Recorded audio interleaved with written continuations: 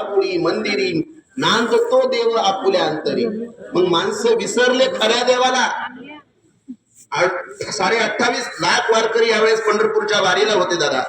परंतु पंढरपूर कशाने निर्माण झालं?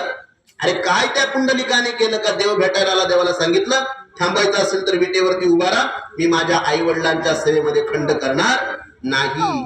मग खरे तीर्थ कोण आहे? अरे मातृदेव भव, पितृदेव भव, मग आचार्य देव भव, मग इतर देव भव. इकडे सगळे वेद असेल, उपनिषद असेल, सगळे ग्रंथ असतील, सर्वांनी जो महत्वाचा जो अधिकार दिला तो अधिकार म्हणजे मातेला दिला. म्हणून तुकडोजी बाबांनी एक ठिकाणी म्हटलंय, कशाला रिकाम फिरतं, कशाला रिकाम फिरतं, तुझं घरच नाही का तीर्थ, तुझं गावच नाही का तीर्थ. मग खरे तीर्थ कोण आहे? आपण म्हणायचं बघा पूर्वी, आता तो पत्राचा जमाना गेला, तीर्थरूप आई वडिलांच्या सेवेशी सादरपणा, बरोबर की नाही? जुनी गोष्ट होती, ओल्ड इज गोल्ड.